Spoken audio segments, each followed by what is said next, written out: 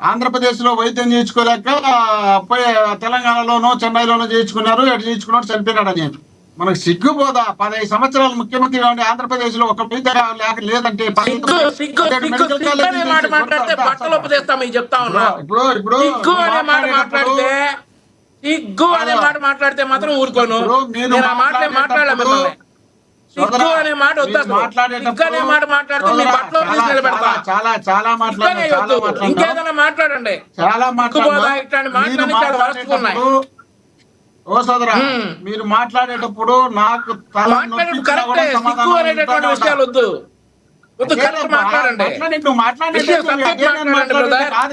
వంశీ గారు ఆయన కొంచెం మాట్లాడండి, సమయం తక్కువ ఉంది. ఆయన మాట్లాడండి, మీరు అడిగిన క్వశ్చన్కి ఆయన సమాధానం చెప్పాలి కదా. వాడెవడో ఈడెవడో ఎట్లంటావు? స్థాయిని పట్టుకుని వాడు వీడు అనే మాట ఎట్లా మాట్లాడతాం? మనం ఒక డిబేట్ లో కూర్చున్నప్పుడు ఒక సభ్యత మాట్లాడాలనే ఆలోచన లేకుండా వాడు వీడు అనేటమంటే అది కూడా తప్పే కదా. అది పక్కన పెట్టు. ఈ మాట సిగ్గనేదే తప్పైతే 15 సంవత్సరాలు ముఖ్యమంత్రిగా ఉన్నటువంటి వ్యక్తి ఆంధ్రప్రదేశ్ కాదు, ఇండియా కాదు, ఇండియాలో నెంబర్ 1 సీనియర్ నాయకుడు అయినటువంటి ఈ వ్యక్తి అమెరికా పోయి కళ్ళు పళ్ళు ఎందుకు రిపేర్ చేసుకొచ్చుకున్నాడో చెప్పని మళ్ళీ తర్వాత మాట్లాడదాం. మనం ఆంధ్రప్రదేశ్ లోనే ఒక ఐకాన్ రాజకీయ నాయకుడు కదా, ఇండియాకి సీనియర్ నాయకుడు కదా. ఇండియాలో ఉన్నటువంటి ప్రధానమంత్రులు, రాష్ట్రపతుల్లో, ఐటీ, బిల్ క్లింటన్ వీళ్ళందరినీ తయారు చేసినటువంటి వ్యక్తి ఇక్కడ ఆంధ్రప్రదేశ్ లో ట్రీట్మెంట్ లేకుండా అమెరికాకు పోయి వచ్చినాడు సార్ 4 రోజులు. దాన్ని మర్చిపోతే ఎట్లా? మనం విడిచిపెట్టి ఆంధ్రాను ఇండియాను విడిచిపెట్టేసి వేరే దేశాలకు వినోళము మనం మాట్లాడే అర్హత మనకెట్లుంది? లేదు. అది పక్కన పెడితే సూపర్ 6 సంబంధించి మా తల్లి చెప్తాంది, బ్రహ్మాండంగా చేస్తున్నారు, అది చేస్తున్నారు, ఇది చేస్తున్నారు. పవన్ కళ్యాణ్ గారే గ్రామాన్ని యూనిట్ గా తీసుకొని నిరుద్యోగులకు 10 లక్షల రూపాయలు లోన్ ఇప్పించి వాళ్ళను పారిశ్రామికవేత్తలు చేస్తామని చెప్పినటువంటి ఈ పెద్ద మనుషులు జగన్మోహన్ రెడ్డి గారు ముఖ్యమంత్రి అయిన తర్వాత 1,36,000 ఉద్యోగాలు గ్రామాల్లో సెక్రటరీ గాను, గ్రామాల్లో విఆర్ఓలు గాను, గ్రామాల్లో పోలీస్ ఆఫీసర్లు గాను రకరకాలుగా చేసినటువంటి వ్యక్తులను వాలంటీర్ దానా గ్రామ స్థాయిలో ఉన్నటువంటి వ్యక్తులకు సేవ చేస్తున్నటువంటి మా వ్యవస్థను మీరు దాని కుప్పకూల్చి ఆ వాలంటీర్ల వ్యవస్థలో పనిచేసినటువంటి 10th క్లాస్ ఇంటర్మీడియట్ వాళ్ళను తొలగించేసి ఆ తర్వాత బీటెక్ చేసిన వాళ్ళను, ఎంటెక్ చేసిన వాళ్ళను, ఈ సెక్రటరీగా ఉన్నటువంటి వ్యక్తులు గ్రామ స్థాయి వాలంటీర్ల వ్యవస్థ పని చేయించుకుంటూ ఉంటే వాళ్ళు ఇప్పటికి 170 మంది చనిపోవడం జరిగింది. హార్ట్ అటాక్ తోనో, బీపీలు పెరిగో, షుగర్ పెరిగో, దాని ఉద్యోగాలు చేయలేకనో చనిపోయినటువంటి సందర్భం ఉంది. అలాంటి వ్యక్తులను మీరు నిర్వీర్యం చేసేదే కాకుండా మీరు వాళ్ళకి ఏదో చేస్తామని చెప్పి కనకారాలు చేస్తామని మీరు చెప్పుకుంటున్నారు. 10 లక్షలు ఇస్తామని 10 పైసలు కూడా మీ పవన్ కళ్యాణ్ గారు ఈ 5 ఏళ్ళు కూడా 10 పైసలు ఆయన చేతి నుండి ఫలానా నిరుద్యోగికి ఇచ్చినాము అని చెప్పగలగమ చాలు. రెండోది, మా సోదరుగా మేమేదో పెన్షన్ అంట పెంచుకుంటా 3 ఏళ్ళు పోయా ఉంటాం. 3 ఏళ్ళు లేకపోతే ఎన్నికల ముందే చెప్పినాం పెంచుకుంటా 5 ఏళ్ల లోపు 3,000 చేస్తామని చెప్పి మేము చెప్పినాం. మేము ఎన్నికల కన్నా ముందు 2,000 రూపాయలు పెన్షన్ ఇస్తామని చెప్తే మీ నాయకుడు చంద్రబాబు నాయుడు గారు ఎలక్షన్ ముందు 2,000 రూపాయలు పెంచినారు. ఆ తర్వాత మేము 3,000 అంటారు, మేము 4,000 ఇస్తామని చెప్పి వచ్చినారు. దాంట్లో 4 లక్షల పెన్షన్లు తీసేసిన. 4 లక్షలు తీసేస్తే మీరు ఇచ్చే 1,000 రూపాయలు ఎక్కడ పోతుందో దాన్ని చూసుకొని మాట్లాడండి. దాని ఒకటి. రెండోది, ప్రతి ఊర్లో బాబు వచ్చే జాబ్ వచ్చాడు, బాబు వచ్చే జాబ్ వచ్చాడు, బాబు వచ్చే జాబ్ వచ్చాడు యోచించుకున్నారన్న ఇష్టం వచ్చినట్టు మాట్లాడారు. ఆ తర్వాత ఏమన్నారు? జాబ్ రాకపోతే ప్రతి ఒక్కరికి నిరుద్యోగ భృతి ఇస్తామని చెప్పి ఈ రోజుకు పోయిన ఎలక్షన్ లో అదే చెప్పినారు, ఈ ఎలక్షన్ లో అదే చెప్పినారు. మోహన్ రెడ్డి గారు ఒకటి మిమ్మల్ని అయితే ఇంటరాప్ట్ చేయట్లేదు, మిమ్మల్ని క్వశ్చన్ అడిగితే మీకు కోపం వచ్చేస్తుంది. జగన్మోహన్ రెడ్డి గారు మద్యపాన నిషేధం చేసే వెళ్తా ఉన్నారు, మరి దాని గురించి ఎందుకు మాట్లాడరు? మీరు ఎందుకు వెళ్ళారు ఆయన ఎన్నికలకి నిషేధం చేయకుండా? మీరు చెప్తాను, 1-2 ఉండేది నేను కానీ చెప్పలే. మద్యపాన నిషేధాన్ని ఒక వేలో మాట్లాడినారు మీరు. మాకెందుకంటే నేను మాట్లాడాల్సిందే మనసులో పెట్టుకున్నప్పుడు మీరు దాన్ని డైవర్ట్ చేస్తారు. ఎందుకు? వాళ్ళు ఒక 100 క్వశ్చన్లు ఉండే వాళ్ళకి ఆన్సర్ చెప్పాలా? ఆ మధ్యలో మీరు తీసుకొచ్చి దాన్ని జగన్మోహన్ రెడ్డి గారు ఎన్నికల ముందే చెప్పినారు. మీకు తెలిసినో లేదో ఒకసారి కావాలంటే తిరిగేసుకోండి. నేను మద్యాన్ని రేట్లు పెంచుతాను, దాని పేదవాడు వచ్చి ప్రతిరోజు తాగడానికి ఇబ్బంది పడి వాళ్ళు మద్యం మానుకోవడానికి ప్రయత్నం చేస్తాను అని చెప్పి రేట్లు పెంచుతానని చెప్పడం జరిగింది. విడతల వారీగా మద్యం నిషేధం చేస్తాను అని చెప్పడం జరిగింది. ఎన్నికలకు నిషేధిస్తానని చెప్పడం కూడా జరిగింది. కానీ ఎన్నికలకు నిషేధించలేకపోయినా అదైతే వాస్తవమే. కానీ రేట్లు పెంచింది వాస్తవం. 3,636 ఉన్న శాఖ డబ్బులన్నీ ఎక్కడికి వెళ్ళి సార్? చేసింది వాస్తవం. అన్ని వాస్తవాలు ఓకే, ఆ డబ్బులన్నీ ఎక్కడికి వెళ్ళినాయి? ఆ డబ్బులన్నీ ఎక్కడికి వెళ్ళినాయి? చెప్పేది వినయ్య స్వామి, ఎనుకొండ మధ్యలో మాట్లాడితే ఎట్లా? చెప్పండి. మీరు అన్ని చక్కగా ఒప్పుకున్నారు, ఆ విషయంలో నేను ఇంటరప్ట్ చేయలేదు. డబ్బులన్నీ మేము కాదు, ఇళ్ళ మంత్రి కార్యకర్తలకు లీడర్లకు టెండర్లు వేసి ఒక్కొక్క నియోజకవర్గంలో 10-12 షాపులు ఒకరే తెచ్చుకొని దాంట్లో నకిలీ మద్యం వేసి అమ్ముకొని కోట్లు సంపాదించుకోవడానికి మా లీడర్లు కాదబ్బా. అక్కడ గ్రామ స్థాయిలో ఉన్నటువంటి అధికారులు పెట్టి అధికారుల ద్వారా డబ్బులు వసూలు చేసి అది గవర్నమెంట్ కి డిపాజిట్ చేసినటువంటి సందర్భం మేము ఉన్నప్పుడు చేసినాం తప్ప ఒక్క పైసా ఒక్క నాయకుని కానీ ఒక కార్యకర్త కానీ పోలే. దాని మీద వీళ్ళు అక్రమాలు చేయాలనే ఉద్దేశంలో భాగంగా 1,50,000 బెల్ట్ షాపులు పెట్టి గ్రామ స్థాయి నుండి పట్టణం వరకు మొత్తం దోపిడీ చేసే కార్యక్రమంలో అది ప్రభుత్వానికి పోకుండా ఉండాలనే ఆలోచనలో వీళ్ళకి సంబంధించినటువంటి బెల్ట్ షాపులతో పాటు వీళ్ళకి కావాల్సినటువంటి ప్రత్యేకమైనటువంటి నకిలీ మద్యాన్ని తయారు చేసి దాన్ని షాపులకు ప్రైవేట్ వీళ్ళు కోట్లు సంపాదించుకున్నారు తప్ప గవర్నమెంట్ కి ఎర్ర నయ్య పైసా పోనీకుండా చేయాలనే ఆలోచనలో భాగంగా వీళ్ళు వాళ్ళు చేసిన అక్రమాల్లో పక్కన పెట్టి మీరు చేసిన డబ్బులు ఎక్కడ పోయినాయంటే అండి, మేము చేసిన డబ్బులు మా నాయకులు కానీ మా కార్యకర్తలు కానీ ఎవరికి పోలే. అవి పోయిండేది గవర్నమెంట్ కు, అమ్మింది గవర్నమెంట్, తీసుకొచ్చింది గవర్నమెంట్ నుండి.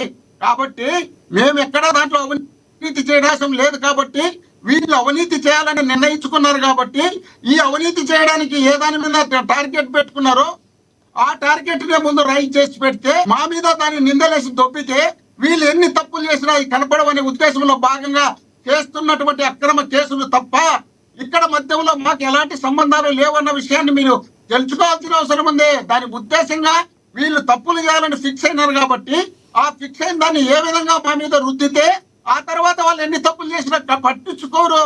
దొంగ దొంగ దొంగ దొంగ అని అనిస్తే అక్కడ చూస్తారు తప్ప దొంగ ఏడున్నాడని ఎవరు చూడరనే ఉద్దేశంలో భాగంగా చేస్తున్నటువంటి ఈ మహత్తరమైన కార్యక్రమం సార్. వీళ్ళు గ్రామ స్థాయి నుండి ప్రతి గ్రామంలో ప్రతి సందులోనూ వెజిటేబుల్ పెట్టే కార్యక్రమాన్ని చేసి వృద్ధుల నుండి పిల్లల నుండి ముసలి మొత్తం అందరికీ ఐక్యమెత్తించి పెడుతున్నారు.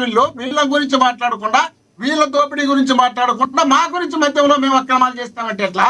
ఆ పంచాయతీలది వీళ్ళ తప్పు ఉంది తప్ప మా తప్పు ఎక్కడా లేదు. ఇంకోటి మా సోదరుడు అంటున్నాడు రాంగ్ పార్టీలో రైట్ పర్సన్ అంట. మా పార్టీ రాంగ్ పార్టీ, మీ పార్టీ రైట్ పార్టీ. 15 సంవత్సరాలు ముఖ్యమంత్రిగా ఉన్నటువంటి వ్యక్తికి రైట్ పార్టీ నాయకునికి ఆ నాయకుడు రైట్ గా ఎట్లొచ్చినాడు, ఎక్కడ ఏ రాజకీయాలు స్టార్ట్ అయినాడు, ఏ రాజకీయాల నుండి ఏ నాయకుని దగ్గరికి చేరుకున్నారు, ఏ నాయకుని దగ్గర చేరుకుని ఆ నాయకుడు ఏమైనాడు, ఆ నాయకుని పార్టీ బయటకు వచ్చి ఆ నాయకుడు నా పార్టీ లేదు, నా సింబల్ లేదు, నాకు వచ్చినటువంటి ఫండ్స్ లేవు, నా పార్టీ ఆఫీసు లేదు, నా జెండాలు లేకుండా పీకేసినారు అని ఏమని బాధపడినాడు. ఆ తర్వాత మళ్ళీ రాజకీయాల్లోకి వచ్చిన తర్వాత ఏ పార్టీలతో పొత్తు పెట్టుకోనని చెప్పారు, పొత్తు పెట్టుకున్నారు. ఆ పొత్తు పెట్టుకున్న తర్వాత మధ్యలో మళ్ళీ బయటకు ఎట్లొచ్చినారు. ఆ బయటకు వచ్చిన తర్వాత ఆ లీడర్లను ఏ విధంగా తిట్టారు, ఆ లీడర్లతో ఏ విధంగా కలిసి పనిచేసినారు.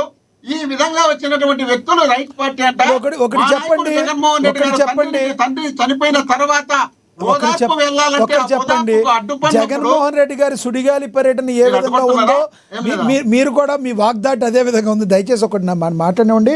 మీరు 10 నిమిషాల పైన మాట్లాడారు, నేనేం డిస్టర్బ్ చేయలేదు. ఒకటి నాకు ఒకటి చెప్పండి, ఏదైతే మీరు మీకు తెలవట్లేదు సార్, మీకు తెలవట్లేదు 2 నిమిషాలు కాదు 2-3 నిమిషాలు మాట్లాడితే స్పీడ్ మాట్లాడుతున్నా కాబట్టి మీరు ఎక్కువ మాట్లాడినారు అనుకుంటారు సార్. జనాలు చూస్తున్నారు కదా సార్ గారు, మీకు టైం తెలవట్లా మీరు మాట్లాడిన విధానంలో. అందరూ సమానమే. డిబేట్ అయిపోయినాక పంపించండి ఎవరెవరి వాళ్ళకు. ఇక్కడ నుంచి మనం డిబేట్ లో టైమర్ పెట్టుకుందాం. ఇక్కడ నుంచి డిబేట్ లో టైమర్ పెట్టుకుందాం. నాకు టైం ఎక్కువ ఏమని ఎవరిని అడుగున్నా, ఏ డిబేట్ కు పోయినా మీరు సింహం సింగిల్ కాబట్టి మీకు అలా అనిపిస్తుంది. మోహన్ రెడ్డి గారు సింహం సింగిల్ కాబట్టి మీకు అలా అనిపిస్తుంది. వాళ్ళు ఇద్దరు మాట్లాడారు కాబట్టి మీకు అలా అనిపిస్తుంది, అంతే. మీకేం తక్కువ ఇవ్వలేదు. అయితే నేను ఏది మాట్లాడు ఇప్పుడు వీళ్ళు ఇన్ని సంవత్సరాల అధికారంలో ఉన్నటువంటి వ్యక్తులు, ఇన్ని సంవత్సరాల అధికారం పాలించినటువంటి వ్యక్తులు, రాష్ట్రంలో ఇలా బ్రాండ్ అనేది లేకుండా చేసుకున్నటువంటి వ్యక్తులు, వీళ్ళు 20 లక్షలు ఉద్యోగాలు ఇస్తామని చెప్పినటువంటి మీరు నా క్వశ్చన్ కి చెప్పలేదు. వంశీ గారి అన్నారు, వంశీ గారి అడిగిన అన్ని చెప్పారు. నా క్వశ్చన్ కి మీరు సమాధానం చెప్పలేదు. సాక్షాత్తు షర్మిల గారే అన్నా, ఏందన్నా మన డాడీ యొక్క కోరిక కూడా నువ్వు తీర్చలేకపోయావు ముఖ్యమంత్రి గాని షర్మిల గారు అడిగారు, సొంత చెల్లెలు. దానికి ఎందుకు పోలవరాన్ని కంప్లీట్ చేయలేకపోయారు? షర్మిల గారు అడిగారు. క్వశ్చన్ నా దృష్టిలో ఉంది బా, నేను మర్చిపోయినా అనుకో, చెప్పడానికి రెడీగా ఉన్నా, చెప్పలేదు అనుకోవద్దు. మళ్ళా ఇవన్నీ వీళ్ళకి ఆన్సర్లు చెప్పకుండా దాటకపోతే ఎట్లవుతుంది? చెప్పండి, ఈ ఆన్సర్లు చెప్పాలి కదా. ఇద్దరు మా తల్లి కృష్ణవేరమ్మ మాట్లాడింది, సోదరుడు బ్రహ్మాండంగా ఓ పని చేయండి, నెక్స్ట్ టైం మీరు ఒక 2 పార్టీలతో పొత్తులు పెట్టుకుని ఇంకో 2 అధికార ప్రతినిధులు యాడ్ చేద్దాం. మోహన్ రెడ్డి గారు మీరు బాధపడుతున్నారు, వాళ్ళు పొత్తులు వెళ్ళారు కాబట్టి 2 మాట్లాడారు కాబట్టి మీరు బాధపడుతున్నారు. నెక్స్ట్ టైం మీ అధినేతను ఇంకో 2తో సిపిఎం ఖాళీగా ఉన్నారుగా, వాళ్ళతో పొత్తులు పెట్టుకోండి. ఇంకో 2 అధికార ప్రతినిధులు పెట్టుకుంటే మీ వాయిస్ కూడా పెరుగుద్దిగా. మీరేమో సింహం సింగిల్ అంటారు, సింగిల్గా మాట్లాడండి అంటే అదిగో వాళ్ళకి ఎక్కువ టైం ఇచ్చారు వీళ్ళకి ఎక్కువ టైం ఇచ్చారని బాధపడతారు.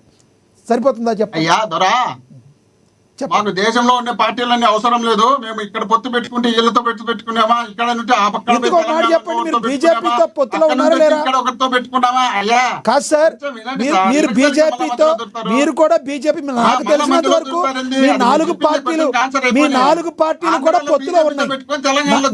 నేను ఒక సెన్సేషన్ కమెంట్ అయితే చేస్తున్నా, ఒక యాంకర్ గా, ఒక జర్నలిస్ట్ గా నేను సెన్సేషన్ కమెంట్ అయితే చేస్తున్నా. ఆంధ్రప్రదేశ్లో కూటమిలో 3 పార్టీలు లేవు, 4 పార్టీలు ఉన్నాయి. మీ బీజేపీతో పొత్తులో మీరు కూడా ఉన్నారా లేరా చెప్పండి. మీరు లేకపోతే ఎందుకు బీజేపీకి సపోర్ట్ చేస్తున్నారు? రాష్ట్రంలో లేకపోయిండొచ్చు, కేంద్రంలో ఉన్నారుగా పొత్తులో. మీరు ఆయన అడిగినా అడగకపోయినా మీరే సపోర్ట్ చేస్తారు. కొంచెం వినాలి సార్, మీరు అడిగిన క్వశ్చన్ వేస్తున్నారు కదా, ఆన్సర్ చెప్పినాక మాట్లాడుతున్నారు. చెప్పండి. ఒక్క సీటు ఎక్కడైనా కౌన్సిలర్ కానుంటి, ఎమ్మెల్యే నుండి ఎంపీ వరకు తెలుగుదేశం, బీజేపీ, వైసీపీ ఎక్కడైనా కలిసి పోటీ చేసిన సందర్భాలు ఉన్నాయా మీకు తెలుసా? ఎక్కడైనా వాళ్ళ పొత్తుతో మేము ఏదైనా ఒక ఎంపీపీ కానీ, ఒక ఎంపీటీసీ కానీ, ఒక ఇది సర్పంచ్ కానీ అయిన సందర్భం ఉందా? ఎలాంటివి లేవు. నెంబర్ 1. నెంబర్ 2, మా నాయకుడు వైఎస్ జగన్మోహన్ రెడ్డి గారు విశాఖపట్నంలో ప్రధానమంత్రి నరేంద్ర మోడీ గారి దగ్గర డైరెక్ట్ చెప్పినాడు, అయ్యా మీకు మాకు ఎలాంటి రాజకీయ పొత్తులు ఉండవు, మీతో మేము మా రాష్ట్ర డెవలప్మెంట్ కోసమే మీతో మేము నడుస్తున్నాము, ఈ రాష్ట్రంలో మంచి జరగాలని, మీరు కేంద్రంలో ఉన్నటువంటి ప్రధానమంత్రిగా, మేము రాష్ట్రంలో ఉన్న ముఖ్యమంత్రిగా మీతో మేము నడుచుకుంటున్నాం తప్ప మీకు మాకు ఎలాంటి పొత్తుల్లో, మా రాష్ట్ర డెవలప్మెంట్, మా రాష్ట్ర అభివృద్ధి మాకు ముఖ్యమని డైరెక్ట్ గా చెప్పినటువంటి ఏకైక ముఖ్యమంత్రి జగన్మోహన్ రెడ్డి గారు. వీళ్ళు 2-3 సార్లు పిలిపించుకునే రాష్ట్రానికి సార్. ఇప్పుడు పోలవరం గురించి అడిగారు సార్.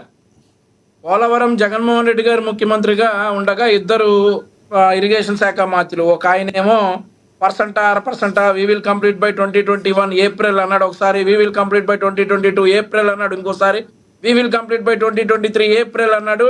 ఆ 2023 ఏప్రిల్కి మరో ఇరిగేషన్ శాఖ మంత్రులు అంబటి రాంబాబు గారు వచ్చారు. ఆయన వచ్చేమో పోలవరం అనేది చాలా పెద్ద కాన్సెప్ట్, ఇది ఎవరికి అర్థం కాదు, ఎందుకంటే నాకు కూడా అర్థం కాలేదు కాబట్టి అన్నాడు.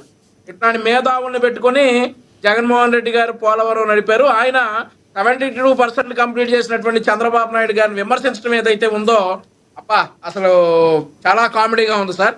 మోహన్ రెడ్డి గారికి అంతకంటే ఆప్షన్ లేదు, కానీ ఆయన ఇట్లాంటి విమర్శలు చేస్తూ ఉంటారు. ఇవన్నీ ఏం పట్టించుకోని అవసరం లేదు.